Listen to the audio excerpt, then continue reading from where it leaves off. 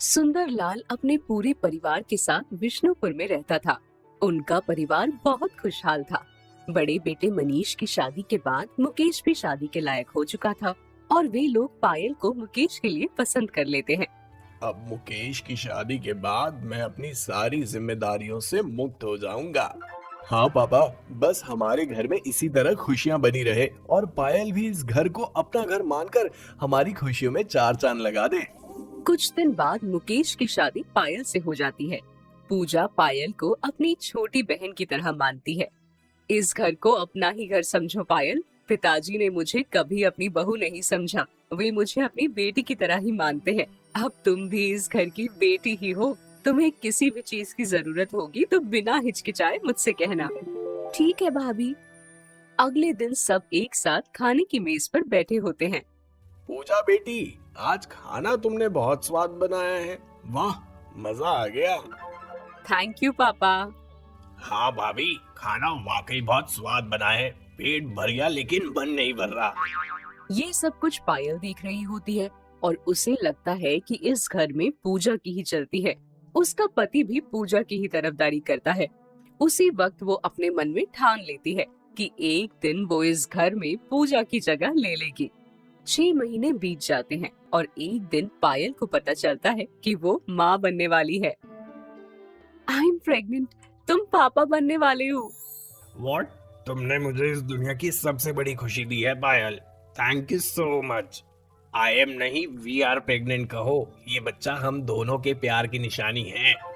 मुकेश खुशी से झूम उठता है और ये बात पूरे घर में बताता है। पूरे घर में खुशियों का माहौल छा जाता है और सब लोग नए मेहमान के आने की तैयारी में जुट जाते हैं।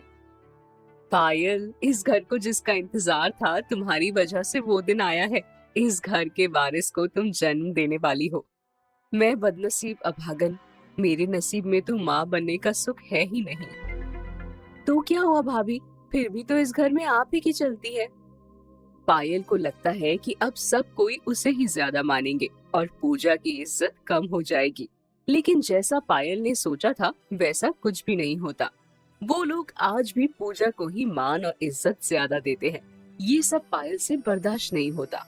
पायल मन ही मन कहती है, मैंने तुम्हें इस घर से धक्के मारकर ना निकलवाया ना, तो मेरा नाम भी पायल नहीं। आज पायल की गोद भराई का फंक्शन है।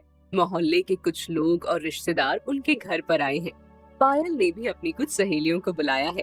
पायल अपने दोस्तों से ये भी कह देती है कि उसकी जेठानी कभी माँ नहीं बन सकती।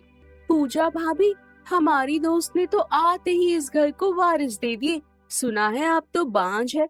पता नहीं मनीष भैया ने आपको कैसे रखा है यहाँ। हमारे गांव में तो ऐसी औरतों को घर से ही निकाल देते हैं। हाँ नहीं तो। हाँ बहन, तुम्हारी दोस्त बहुत अच्छी है। मैं अभागन इस घर के लायक ही नहीं। मुकेश अपनी भाभी की बेइज्जती नहीं बर्दाश्त कर पाता। Shut up, just shut up. अब एक शब्द मेरी भाभी के लिए कहा ना तो मुझसे बुरा कोई नहीं होगा। ये मेरी भाभी नहीं, भाभी माँ है। इन्होंने मुझे जन्म नहीं दिया तो क्या, अपने बच्चे की तरह ममता दी है। निकल जाओ यहाँ से। जो भी इस घर में मेरी भाभी की इज्जत नहीं कर सकता वो हमारा मेहमान नहीं। तो मेरे दोस्तों की इस तरह से बेइज्जती नहीं कर सकते। इस घर में मेरी कोई इज्जत ही नहीं, सबको इन्हीं की पड़ी रहती है। भगवान का करिश्मा भी अजीब है। अच्छे को अच्छा और बुरे को बुरा ही देते हैं। अगले दिन पायल का मिसकैरेज हो जाता है और वो फूट फूट कर रोने लगती है। ये क्या हो गया मुकेश, भगवान ने ये क्या कर दिया। मैं नहीं जी सकती अब। मेरा बच्चा इस दुनिया में आने से पहले ही चला गया। खुद को संभालो पायल, इस तरह से मन छोटा नहीं करते। देखना, जल्दी ही तुम्हारी गोद फिर से हरी हो जाएगी। हम सब हैं तुम्हारे साथ। आप ही की नजर लगी है मेरे बच्चे को, बांझ कहीं की, खा गई मेरे बच्चे को। पूजा की आंखों में आंसू भर जाते हैं।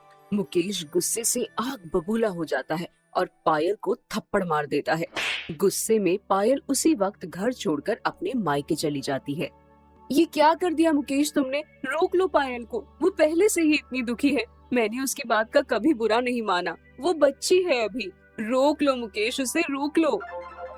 इधर पायल अपने मायके चली जाती है और उधर पूजा को पता चलता है कि वो माँ बनने वाली है।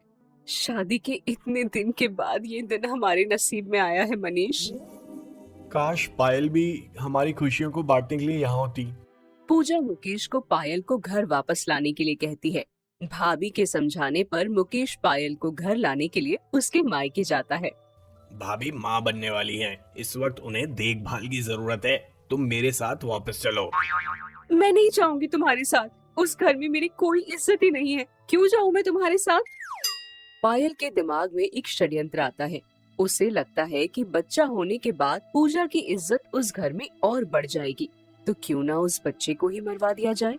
और इसी प्लान को पूरा करने के लिए वो मुकेश के साथ जाने को राजी हो जाती है। मुझे माफ कर दीजिए भाभी, मैंने आपको गलत समझा। अब आप बस आराम कीजिए, मैं हूँ ना इस घर को देखने के लिए। पायल तुम चिंता मत करो, भगवान जल्दी तुम्हारी भी गोद भरेगा।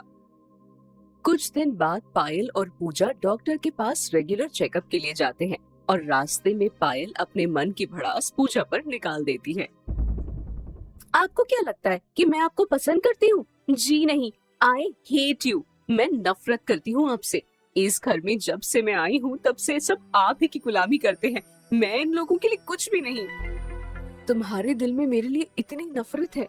मैंने हमेशा तुम्हें अपनी छोटी बहन की तरह समझा और तुम मुझसे इतना जलती हो।